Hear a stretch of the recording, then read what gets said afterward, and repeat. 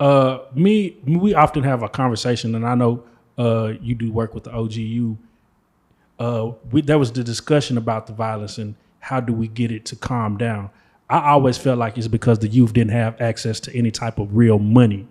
You know what I'm saying? Do you think you say, okay. It's not the money. Okay. It's two things. I done seen what people do with money. I done seen what money do to people. It's more of you getting in contact and tune with these kids, man, let them know that you care and you love them, bro. Like, it ain't about the money, I promise you. The money go come and go. But when you build a relationship with a kid, man, that's all the kid gonna know is you. Real life.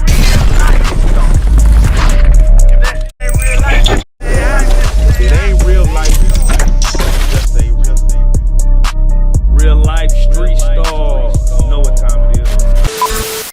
Either. Right. See, you know what I'm saying? You know, I was just gonna ask you, the state of, rap in Dallas and the scene right now is just so filled with violence. When back then it was even more so player. You know what I'm saying? Like, get you some money. I got money. Yeah. You know what I'm saying? Fun shit. Nigga, and all that other shit was just what it was. And maybe you saved the bar too for that, but mostly it was about getting some paper and getting at some ladies. Why do you think the dramatic change? And do you remember when it changed?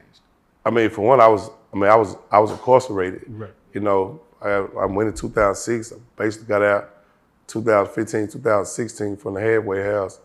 What did you get? For those who don't know, what did you? I went to the Fed for conspiracy. I got 128 months. Yeah. So let me ask you this on it, because they. Are we talking about the violence, or we finna go back? We talk. Go. Let's go about the violence. Let's go back. Well, you look at the violence now. Technically, bro, it's a young nigga era, bro. Right. I mean, and it's a lot of misguided individuals out there, bro. And it's a lot of dudes that come home and don't attack a situation that they got to put their hands on, bro. Like, prime example, when I got out, I was at the half. When I got out, I was on home confinement, like I was at the house, and I didn't have Instagram or none of that. So my little homeboy them some kind of way. When my partners come by, I look at the Instagram. I be looking at my little homeboys I raised. Bro, what y'all doing, bro? I get on the phone. Hey man, y'all think y'all can't get picked up for having guns and showing all this on Instagram, bro? Like, delete all that, bro. As a matter of fact, it ain't even deleted because they can go back and find it. Right. So it's what I tell them that wasn't told to me. Correct. You know what I'm saying? Like, and that's real, because a lot of people won't even get that game. Yeah, no, I'm gonna give it to you because I was once in the blind, like what happened to me. Right. They knew this dude got picked up by the feds. Two dudes knew he got picked up. They went to go get him from the bail bum, David Wells bail bum, and David tell him the feds got a hold on him. Some kind of way the nigga come out of nowhere and go right back to working in their trap spot. Now y'all knew he got picked up by the feds, but nobody said nothing. I can't say I wanted to watch to this day. I mean, it's behind me, but I just look back and be like, damn, I can't let that happen to one of my partners. Right. Because this is where I just come from. I heard about how niggas getting picked up from Instagram and what all they showing and whatever. And now today, my little partners done slowed all the way down. Right. You know what I'm saying? Because don't you be self-incriminating yourself to go to the feds, bro. You ain't never punched the clock in your life, dog. What you think, man? Like, you sitting up here buying $2,500 shoes to wear them one time, bro. Come on, man, get your mind right, bro. Right. And then one of them, I have man, I was asleep because I was driving my truck overnight, and I just woke up out of my sleep like 6 o'clock in the afternoon. I drove to this barbershop and I told my little homeboy, I said, hey man, something on my heart to tell you, bro, you need to slow down, bro, because something about to happen to you. You know what I'm saying? And when I leave, of course he started talking shit like, oh man, nobody didn't tell that nigga when he was doing such and such, such and such. Nigga, but I was really running down some money, nigga. You really out here playing. Mm-hmm. So while he being smart, guess what happened to the next day? He get rolled. Guns and money and drugs. I just warned you, bro. Right. You know what I'm saying? See, I've been the big homie. See, when you weren't able to get in the club, I got you in the club at an early age. Mm-hmm. You know what I'm saying? So if I'm telling you something, take heed of what I'm telling you, bro. Warning always come before destruction. Yeah, so I slowed, so my little partners that I do talk to, the ones that listen, I done slowed them all the way down, you know what I'm saying? Yeah. I try to get them get more involved with their kids, bro. You know what I'm saying? Because that's the only thing that I really missed while I was away. With my kid, I wasn't missing nothing else. I wasn't worried about no females. I wasn't worried about nobody, no nothing. Now, I had told my chick 2 weeks in, baby, go on, live your life. Don't worry about me. They finna slam me with some euros.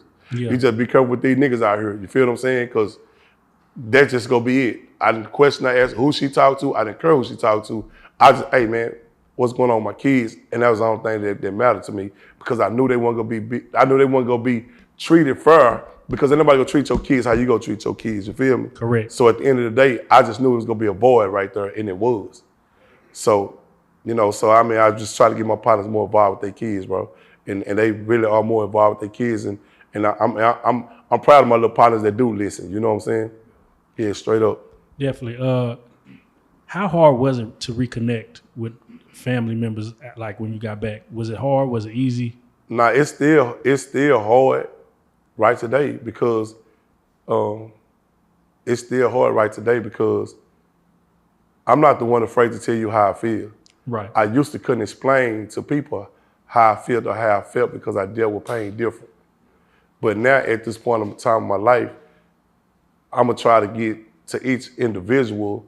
If it's an issue, let's talk about it, and then let's move on from it. Right. You know what I'm saying? Let's just show where I done growed, and I'm not the one, I don't hold grudges or nothing, bro. Ain't nobody perfect, you feel me?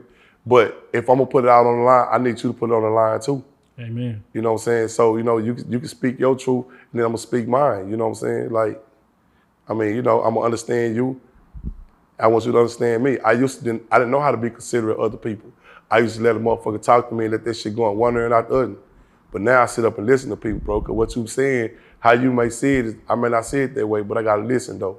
Mm-hmm. So, but it's still hard, because people still like, they in the shell, because they don't know what they gonna expect from me, because I used to talk so motherfucking smart, like that'll be the first thing to come out of my mouth, and now motherfucker don't know if I'm gonna be like that or not, you know what I'm saying? But I know myself that I done changed, because I worked on myself while I was incarcerated, you know Amen. what I'm saying? We often have a conversation, and I know you do work with the OGU. There was the discussion about the violence and how do we get it to calm down. I always felt like it's because the youth didn't have access to any type of real money. You know what I'm saying? Do you think you say, okay, It's what not do you the money. Okay. It's two things. I done seen what people do with money. I done seen what money do to people. It's more of you getting in contact and tune with these kids, man, let them know that you care and you love them, bro. Like, it ain't about the money, I promise you. The money go come and go. But when you build a relationship with a kid, man, that's all the kid gonna know is you. That kid go listen to you before he listens to his own parents at times. Like, bro, it's a lot of kids, I'm on the emergency forums at school or whatever, bro, emergency contact. I go up to the school to try to make sure I get them right. You know what I'm saying? Like, it ain't just for football, it ain't just for sports. Bro, it's needed 24 hours around the clock, you know what I'm saying? So it takes people really to get their hands on these kids, man. Like, no matter, it can be the hour that you give a kid, save a kid. Man, I want to highlight, like you said, you came up here with OGU. Right. I'm sure you have an organization. Take the time right out to tell people what you do with the organization, if anybody wants any help to get in there. But basically, man, like I said, I was born and raised with the comics, man. Started City Crest Comic Foundation. It's a nonprofit, man. Right now they raising money, or they don't raise money, quote unquote. I believe anywhere from 9 to 12 million to redo our football field, our baseball field, the basketball court, which was done by the Dallas Mavericks. It's a hardwood floor. They're giving us a turf football field, turf baseball field.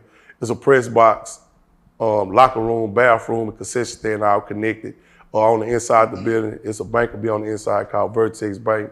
Mental health be on the inside. Medicaid be on the inside. We have after school programs. We have cheerleader dance, volleyball. We have all kinds of sports, golf simulators. We have everything, lacrosse, soccer. We have all sports, but the mainly thing is I'm gonna have tutors coming in after school, giving the kids the extra help that they need. So over at City Crest, man, we try to get the kids all kind of resources that they need. Like when we were growing up, when we left the center at 8:30 at nighttime, we'd go home, it's time to take a bath, eat, and go to sleep and do it all over again. A lot of times, these kids ain't got nowhere to go in the community. So a lot of them sitting around playing on the games, or they outside breaking the cars or something. I mean, who knows? but you got to give these kids something to do. And that's the main thing I try to do over there at City Crest, bro. Like, give them any opportunity. Even we'll teach them how to record music, make beats and everything over there. Yeah. So it's a lot that we go put out, and anybody can bring their kid over there, man. So How do they get in touch? Like, for those who want to get in touch with you, how can they do that? I mean, you can find me on Facebook. My name is Terrence Randolph. It's my real name on Facebook. You can find me on Instagram as BoLeg_Stampede. Yeah. I can't give you my number, but Facebook will ring you up anyway. So just, what I'm saying, just reach out to me, man, and man, we travel to help people too at the same time. Yeah.